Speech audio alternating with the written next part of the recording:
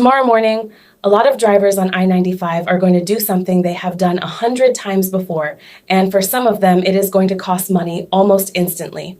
Not because they were street racing, not because they were drunk, not because they thought they were breaking some major law, but because they were driving on habit, and habit is exactly what gets punished when the rules on a highway shift faster than people do. That is the danger with a road like I-95. It feels familiar. It feels routine. You merge, you settle in, you follow the stream, and your brain tells you this is just another drive. But tomorrow, for a lot of people, just another drive is going to become a stop, a citation, a camera notice, or an expensive surprise showing up before they even understand what they did wrong. And the worst part is that most of those fines will not come from dramatic mistakes. They will come from small ones, the kind drivers make while believing they are being perfectly normal. Now, before we go any further, there is one thing you need to understand because it changes how you should hear everything else I'm about to say. I-95 is not one road under one simple rule book. It is a corridor that cuts through multiple states, different agencies, different enforcement priorities, different toll systems, different lane controls, different speed management systems, and different definitions of what counts as a violation. That matters because the average driver hears a title like this and thinks there must be one giant new federal rule that suddenly applies to everyone from end to end. That is usually not how this works. What actually gets people in trouble is a change in enforcement, a posted restriction they missed, a managed lane rule they misunderstood, a work zone control they treated like a suggestion, or a state-specific driving law they assumed worked the same way everywhere else. So when I say drivers could face instant fines tomorrow, I do not mean there is one magic sentence hidden in a law book waiting to trap you. I mean something more dangerous than that. I mean there are rules that are already real the moment they are posted, and drivers who don't update their behavior in time can be punished before they ever get the chance to explain themselves. The first trap is speed, but not the kind of speed people normally imagine. Most drivers think speeding means doing 90 in a 55 with empty lanes and a patrol car tucked behind a bridge. That is not the only version of speeding that matters on I-95, and tomorrow it may not even be the version that matters most. The kind that catches ordinary drivers is variable speed enforcement and work zone speed enforcement. A lot of people still drive as if the limit printed on the roadside sign half a mile ago is the only limit that matters. It isn't.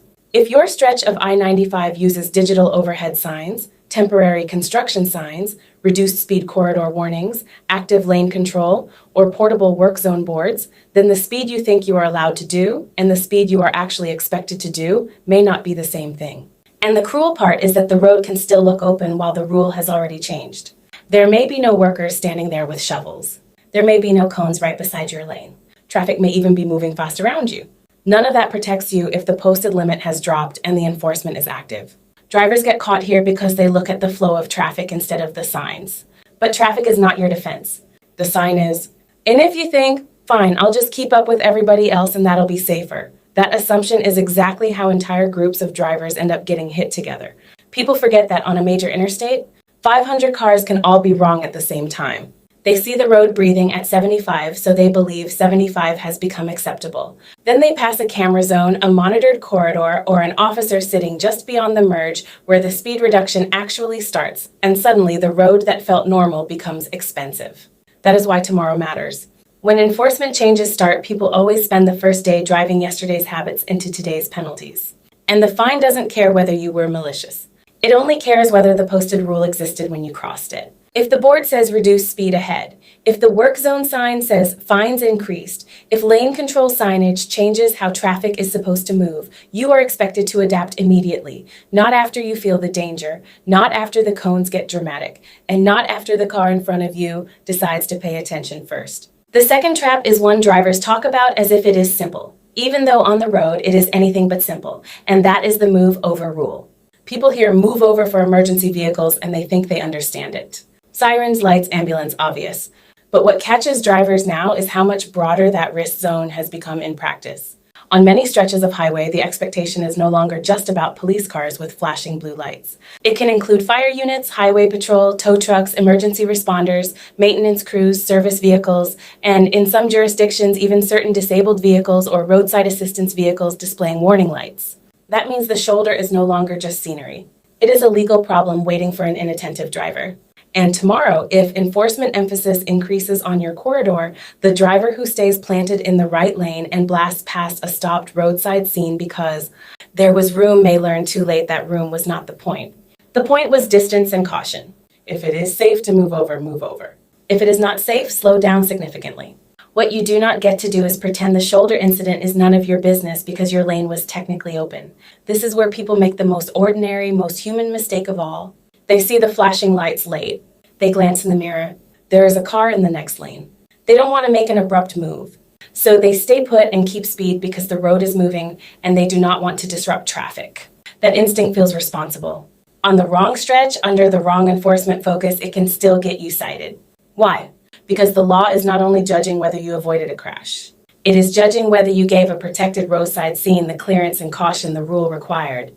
And officers know the common excuses before drivers even speak them. I didn't see it until late. I thought slowing a little was enough. Everyone else stayed in lane 2.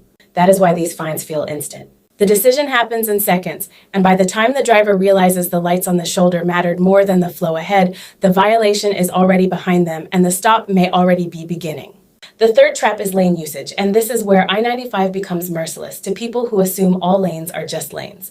They aren't. Depending on where you are, you may be dealing with express lanes, HOV rules, hot lanes, toll-by-plate segments, separated managed corridors, restricted entry points, solid line no-cross zones, busier merge controls, or occupancy requirements that change by place and by time. And drivers who are perfectly competent on an ordinary interstate become confused the moment a corridor starts asking more specific questions. Is this lane free? Is it tolled? Can I enter here? Can I leave here? I didn't see it until late. I thought slowing a little was enough. Everyone else stayed in lane 2. That is why these fines feel instant. The decision happens in seconds, and by the time the driver realizes the lights on the shoulder mattered more than the flow ahead, the violation is already behind them and the stop may already be beginning. The third trap is lane usage, and this is where I-95 becomes merciless to people who assume all lanes are just lanes. They aren't. Depending on where you are, you may be dealing with express lanes, HOV rules, hot lanes, toll-by-plate segments, separated managed corridors, restricted entry points, solid line no-cross zones, busier merge controls, or occupancy requirements that change by place and by time. And drivers who are perfectly competent on an ordinary interstate become confused the moment a corridor starts asking more specific questions. Is this lane free? Is it tolled? Can I enter here? Can I leave here? Does 2 people qualify? Does my transponder need to be active? Can I cut across these lines if I'm about to miss my exit? That confusion is expensive because once you cross a restricted boundary or use a controlled lane the wrong way, the road doesn't usually give you a warning conversation first. It records, it flags, it cites, or it puts you in exactly the sort of visible position an officer is trained to notice. And that is why some of the most expensive I didn't know moments happen when a driver makes what feels like a harmless correction. They see their exit too late, drift across a solid separation line, duck into a managed lane to pass congestion, or use a restricted section because they assume they can sort it out later. No. On a highway environment with controlled lanes, later is not the point. The moment is the point. If the lane says no entry here, that means no entry here. If the lane is designated, you do not treat it like a spare shoulder for your convenience. If the signage tells you entry and exit are limited to marked points, those marked points are the entire rule. Tomorrow, the drivers most likely to get hit fast are not always the reckless ones. They are the improvisers. The people who decide that because the correction is only for a second, it probably does not count. On roads like this, the second is exactly what counts. Then there is the phone, and this one is deadly because almost everyone has convinced themselves they know when they are really using it. The problem is that the law in many places is stricter than the story drivers tell themselves. They think texting counts, but tapping directions does not. They think holding the phone at a red light is fine because the car is not really moving. They think glancing down for 2 seconds in traffic is harmless because they never took both hands off the wheel. They think speaker mode somehow makes the device disappear as a legal issue. Tomorrow, if your stretch of road has active handheld enforcement or an enforcement campaign beginning, all of those private little excuses can become public little fines. And the reason drivers hate these citations so much is because they do not feel dramatic while they are happening. The driver is not composing a novel. They are touching a screen, checking a route, reading a banner, clearing a notification, lifting the phone from the console. That is exactly why it is punished. Because the act is small enough to feel innocent and dangerous enough to matter anyway. If you want a safe way to think about the phone, think about it this way.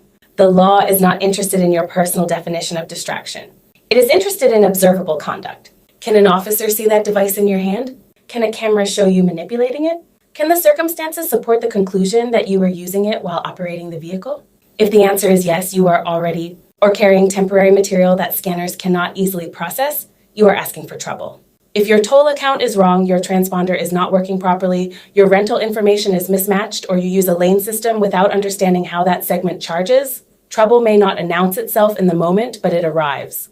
And on I-95, where tolling practices and lane systems can change along the route, a driver who treats compliance like an afterthought may discover that the road is much less casual about documentation than the driver was.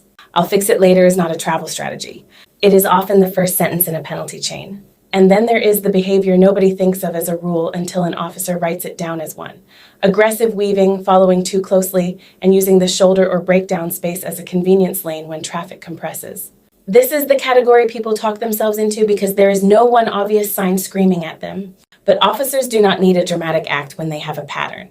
Tailgating at highway speed, cutting lanes without enough room, chasing tiny gaps like they belong to you, riding the car in front as if your impatience changes stopping distance, sliding into shoulders near exits because you do not want to wait. These are the kinds of things that enforcement surges love because they are easy to identify and difficult to justify. And on a corridor like I-95, where volume magnifies every mistake, these aren't style choices. They are textbook examples of conduct that officers can interpret as careless, unsafe, or aggressive. Drivers think the risk is the crash. They forget the ticket comes long before the crash ever has to happen. Now here is the part most people ignore until they are already on the side of the road. If you are stopped tomorrow, the roadside is not where you win an argument about whether the enforcement focus was fair, whether the signage was confusing, whether everyone else was doing it too, or whether the road design practically invited the mistake. Your first job is composure. Your documents ready, your hands visible, your tone calm. If you genuinely do not understand what you are being told, ask clearly and respectfully. If you are being cited, take the information seriously. Do not turn a traffic issue into a behavior issue. The fastest way to make a bad stop worse is to let surprise become attitude. That does not mean you admit what you do not understand. It means you do not perform outrage like it is evidence. The road may have changed faster than you expected. The stop still happened. Treat it accordingly. A roadside lecture about how ridiculous the rule is has never rescued a driver from paperwork already being written. And if you only remember one principle from this entire script, let it be this. On a highway corridor like I-95, the sign you ignore is often more powerful than the intention you had. Drivers love intention. I wasn't trying to speed. I wasn't trying to use the wrong lane. I wasn't trying to block responders. I wasn't trying to drive distracted. But enforcement is built around conduct, not your internal narration of it. The board dropped the speed. The lane had restrictions. The shoulder scene required caution. The phone was in your hand. The separation line meant do not cross. That is the cold logic of instant fines. They do not wait for a dramatic moral failing. They wait for a visible mismatch between what the road required and what the driver did anyway. So what should you actually do tonight before tomorrow becomes expensive? Slow your brain down before you speed your car up. If you know your route, check the agencies that control the stretch you will actually drive, not the stretch you drove last month, and not the advice your cousin gave you from another state. Look for lane restrictions, construction advisories, toll updates, active work zones, major closures, and any travel notices affecting that corridor. Clean your plate. Check your transponder. Set your navigation before you roll. Charge your phone and then stop planning to hold it.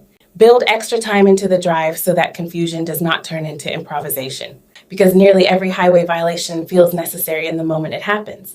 That is why preparation matters. If you leave yourself no margin, the road will collect it from you in another form. Picture tomorrow morning. Someone merges onto I-95 late for work or late for a trip. They are drinking coffee, half listening to directions, thinking about where they need to be. Traffic feels quick but manageable. They miss a variable sign. They stay in the right lane past flashing vehicles because they do not want to force a merge.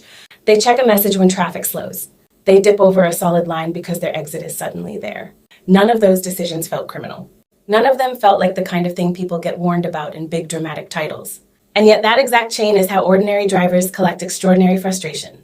One stop, one mailed notice, one fine that feels insulting because the driver never thought of themselves as the kind of person who breaks rules. But roads do not grade your self-image. They grade your actions. That is why the real warning is not just about tomorrow.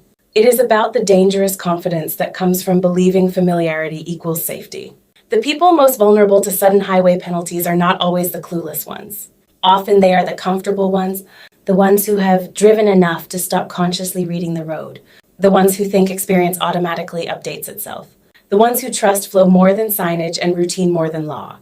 If your stretch of I-95 has enforcement changes, posted restrictions, managed lane controls, work zone rules, or intensified monitoring beginning tomorrow, the right move is not panic. It is precision. Read the road again like it is new. Because for enforcement purposes, tomorrow it is. So here's the whole thing in one clean thought. Do not drive tomorrow's I-95 with yesterday's assumptions. Treat every posted speed change as real. Treat every roadside response scene as protected. Treat every managed lane like it has rules you must earn the right to use properly. Treat your phone like it belongs anywhere except your hand. Treat your toll and plate details like they matter before a bill proves they did. And treat impatience as the most expensive passenger in your vehicle because once impatience starts driving, the rest of the violations line up behind it. The driver who arrives 10 minutes later with no citation is the one who actually saved time. The driver who keeps their habits but ignores the road's instructions is the one who pays for confidence they did not deserve. If this warning reaches you before you head out, good. That means you still have time to make tomorrow boring. And boring is exactly what you want a highway drive to be. No flashing lights in the mirror. No envelope in the mail. No fine attached to a moment you barely remember. Just a clean drive, a little more attention, and a lot less assumption. Because on a road like I-95, the most expensive mistakes are rarely the loud ones. They are the ordinary ones, done automatically one after another by drivers who thought they already knew the road. Tomorrow, make sure the road does not prove otherwise.